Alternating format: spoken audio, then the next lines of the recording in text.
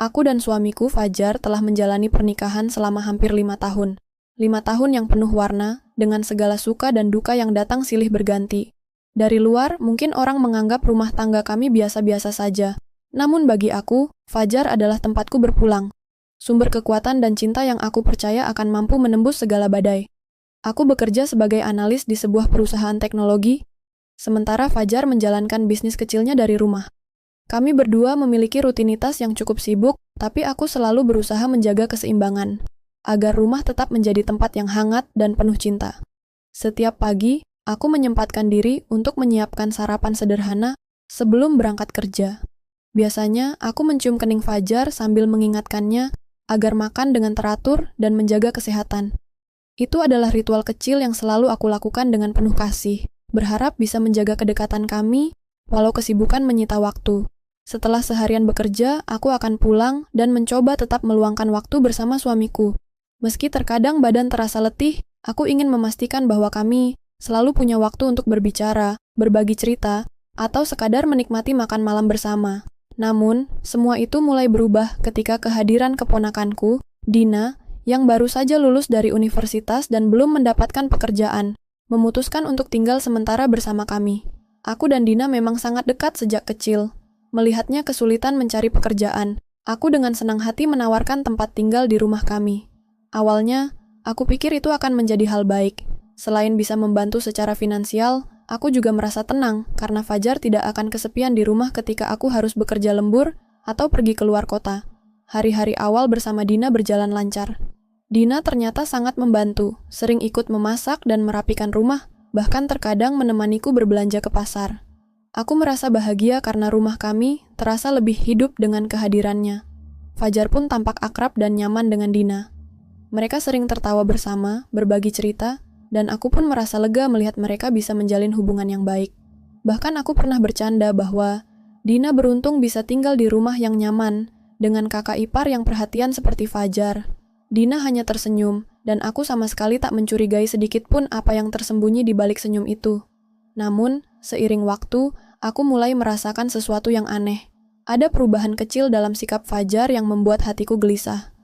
Dia yang dulu selalu menyambutku dengan senyum hangat di pintu, kini lebih sering terlihat sibuk dengan ponselnya, bahkan ketika kami sedang bersama.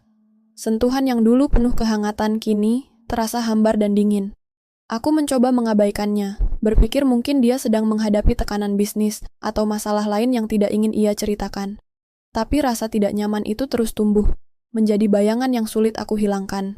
Aku semakin sering pulang ke rumah dengan perasaan ragu, apakah aku sudah terlalu sibuk dengan pekerjaan sehingga mulai menjauh dari Fajar? Apakah kehadiran Dina membuat segalanya berubah? Pertanyaan-pertanyaan itu selalu mengganggu pikiranku, tapi aku berusaha menepisnya. Aku yakin hubungan kami cukup kuat untuk melewati masa-masa sulit. Aku hanya perlu lebih sabar dan berusaha lebih keras untuk memperbaikinya. Suatu sore, aku pulang lebih awal dari biasanya. Pekerjaan di kantor selesai lebih cepat, dan aku ingin memberikan kejutan kecil pada Fajar. Aku sudah membeli makanan favoritnya di perjalanan, membayangkan betapa senangnya dia saat aku tiba lebih cepat. Hatiku penuh harap, berharap bisa memulihkan kehangatan yang mulai memudar di antara kami. Namun, saat aku membuka pintu rumah, suasananya terasa berbeda. Sunyi dan sepi, hanya lampu ruang tamu yang menyala redup. Aku berjalan pelan menuju kamar kami, berharap bisa menyapa Fajar dan mengajaknya makan malam bersama. Tapi ketika pintu kamar terbuka, aku terhenti. Nafasku tersengal, jantungku seakan berhenti berdetak. Di sana, di atas ranjang yang dulu penuh dengan kenangan manis, aku melihat sesuatu yang tak pernah kuharapkan.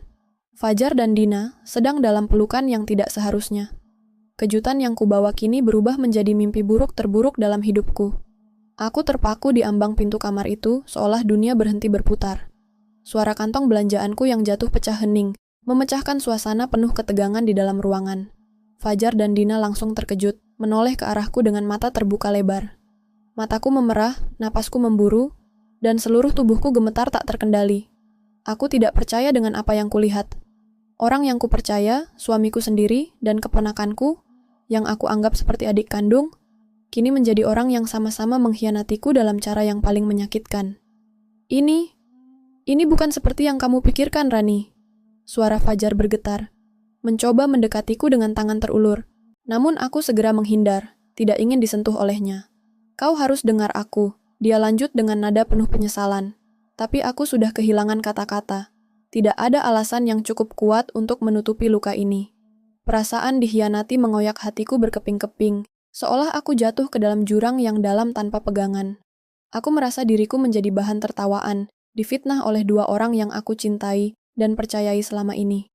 Kenapa, Dina? Suaraku pecah, suara penuh keputusasaan dan luka.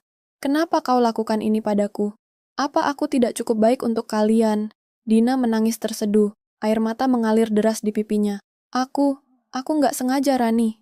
Aku nggak tahu harus bagaimana. Aku juga merasa bersalah, katanya terbata-bata. Namun aku tak bisa menerima kata tidak sengaja itu. Bagaimana mungkin pengkhianatan sebesar ini bisa terjadi tanpa disengaja? Ini bukan kesalahan kecil atau sebuah kekhilafan biasa. Ini adalah pengkhianatan yang mematahkan segala ikatan kami. Fajar hanya bisa menunduk, tak sanggup menatap mataku. Dia berusaha menjelaskan mengatakan bahwa semuanya bermula dari kebingungan dan kesalahan, bahwa dia tidak bermaksud menyakiti, dan aku satu-satunya yang dia cintai. Tapi bagiku, itu semua hanyalah kata-kata kosong yang tak bisa menghapus rasa sakit ini. Aku merasa seluruh dunia runtuh di hadapanku. Selama bertahun-tahun, aku sudah berusaha menjadi istri dan kakak yang terbaik. Aku bekerja keras demi membangun rumah tangga yang hangat dan penuh kasih. Aku rela berkorban waktu dan tenaga untuk menjaga kebahagiaan keluarga kecil kami. Namun, semua usaha itu ternyata sia-sia. Aku menatap mereka berdua, kehabisan tenaga untuk berkata-kata. Hatiku hancur, dan aku tahu aku tak bisa lagi tinggal di rumah ini. Tanpa mengucapkan sepatah kata pun, aku membalikkan badan dan berlari keluar. Air mataku mengalir tanpa henti, membasahi pipi yang panas. Rasanya seperti seluruh dunia menertawakanku di balik luka ini. Aku mengambil ponsel dengan tangan gemetar dan menghubungi sahabatku, Sinta. Suaraku pecah saat aku berkata, Sinta, aku butuh tempat untuk malam ini. Aku nggak bisa tinggal di rumah. Tanpa ragu, Sinta langsung memintaku datang ke rumahnya. Dia tahu sesuatu yang buruk telah terjadi dari isak tangisku yang terdengar begitu putus asa. Aku segera berangkat, meninggalkan rumah yang kini terasa asing dan menyakitkan. Malam itu, di rumah Sinta, aku terpuruk dalam pelukan sahabat yang setia. Aku menangis sepuas-puasnya, melepaskan semua kepedihan yang selama ini aku pendam. Sinta terus menenangkan, mengatakan bahwa aku tidak sendiri, dan bahwa aku pantas mendapatkan yang lebih baik. Keesokan paginya, aku terbangun dengan kepala berat dan hati yang masih penuh luka. Aku berharap semua ini hanyalah mimpi buruk yang akan segera berakhir. Tapi kenyataannya, aku terbangun di tempat asing, jauh dari rumah dan orang-orang yang dulu aku cintai. Aku merasa kosong, seolah kehilangan sebagian dari diriku sendiri. Aku mulai merenung, apakah selama ini aku sudah salah memilih orang? Atau apakah aku terlalu butuh cinta sampai menutup mata dari tanda-tanda yang sebenarnya ada di depan? Namun, meski luka begitu dalam, aku tahu aku tidak bisa terus tenggelam dalam kesedihan. Aku harus bangkit, aku harus menemukan kembali diriku, kekuatan yang selama ini tersembunyi di balik air mata. Sinta datang membawa secangkir teh hangat dan duduk di sampingku. Kau nggak harus buru-buru buat keputusan, Rani. Tapi jangan biarkan mereka mempermainkan perasaanmu, katanya dengan lembut. Aku mengangguk, perlahan menerima kenyataan bahwa aku harus mulai melangkah ke depan, meski jalan yang harus kulewati masih penuh dengan bayang-bayang masa lalu. Hari-hari setelah malam yang menghancurkan itu, terasa seperti kabut yang tak berujung. Aku masih tinggal di rumah Sinta, mencoba mengumpulkan potongan-potongan diriku yang tercerai-berai. Namun, setiap kali aku mencoba mengingat kembali masa-masa indah bersama Fajar dan Dina, hatiku terasa lebih sakit. Ada pertanyaan tanpa jawaban yang terus menghantui, dan rasa kecewa yang membekas begitu dalam. Sinta selalu ada di sampingku, menjadi penopang di saat aku hampir runtuh. Dia mengajakku berjalan-jalan, ikut kelas yoga, dan menghadiri kelompok dukungan bagi mereka yang pernah mengalami luka hati seperti aku. Perlahan-lahan, aku mulai menyadari bahwa hidup tidak berhenti hanya karena satu pengkhianatan. Namun, meski aku mencoba kuat, bayang-bayang Fajar dan Dina terus menggerogoti pikiranku. Aku masih ingat bagaimana Fajar berusaha membujukku, memohon agar aku memaafkan dan memberinya kesempatan. Tapi aku tahu, kepercayaan yang hilang bukanlah sesuatu yang mudah diperbaiki. Satu sore, saat aku sedang duduk di balkon rumah Sinta, aku menerima pesan dari Fajar. Dia meminta untuk bertemu dan berbicara secara baik-baik.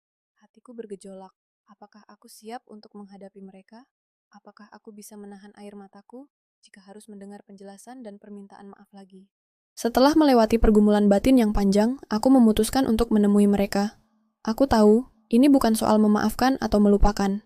Tapi aku harus mendengar dari mereka, langsung, agar aku bisa menutup bab ini dengan kepala tegak. Pertemuan itu terjadi di sebuah kafe kecil yang sepi. Fajar dan Dina sudah menungguku, wajah mereka terlihat letih dan penuh penyesalan. Aku duduk di antara mereka, berusaha menguatkan hati meski detak jantungku berdegup kencang. Fajar membuka pembicaraan dengan suara yang berat. "Rani, aku tahu aku telah menghancurkan hidup kita. Aku menyesal, sungguh. Tidak ada alasan yang bisa membenarkan apa yang kulakukan." Dina mengangguk, suaranya bergetar saat berkata, "Aku juga merasa sangat bersalah, Rani. Aku tidak bermaksud menyakiti. Aku bingung, aku takut, dan aku membuat keputusan yang salah." Aku menatap mereka berdua, mencoba memahami kesedihan yang terpancar dari wajah mereka. Namun aku tahu, penyesalan mereka tidak bisa mengembalikan waktu atau menghapus luka di hatiku. "Bagaimana aku bisa percaya lagi?" tanyaku dengan suara bergetar. "Bagaimana aku bisa menerima kalian setelah semuanya ini?" Fajar menarik napas panjang. "Aku siap melakukan apapun untuk memperbaiki semuanya, Rani. Aku tahu ini tidak mudah. Aku tidak minta kamu segera memaafkan aku.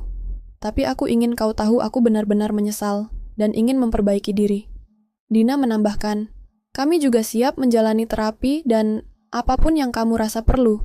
Kami ingin berjuang bersama-sama jika kau bersedia memberi kesempatan." Aku termenung sejenak.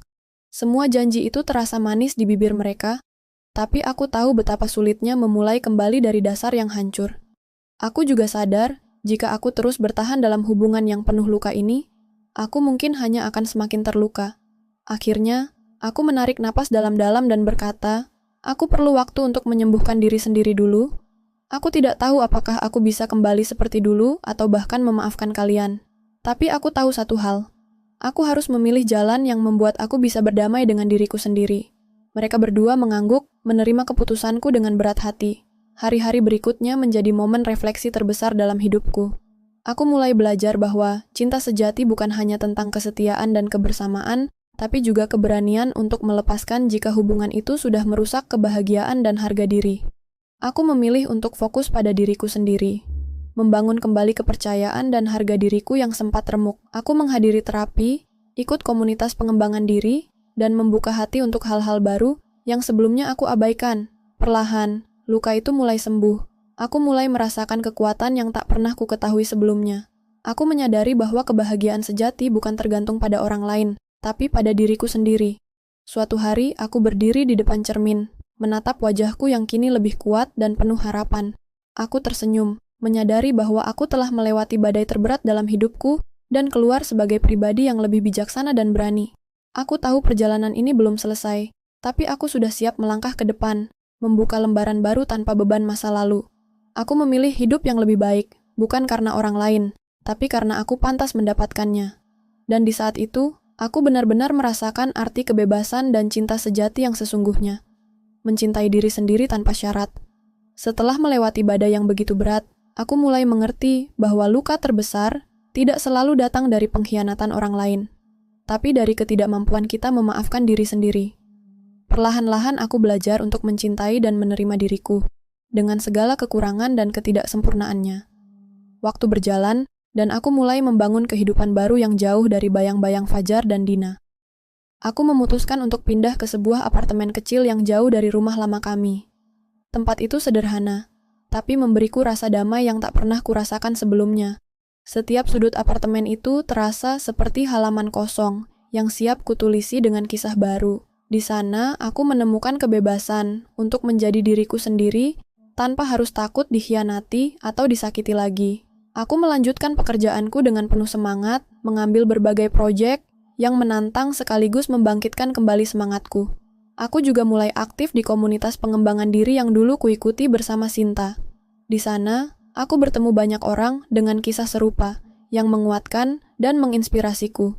Suatu hari, saat mengikuti sesi terapi kelompok, aku berbagi cerita tentang luka yang kualami dan bagaimana aku berusaha bangkit dari kehancuran itu. Aku tak menyangka pengalaman ini membuatku semakin kuat dan membuat banyak orang merasa terinspirasi.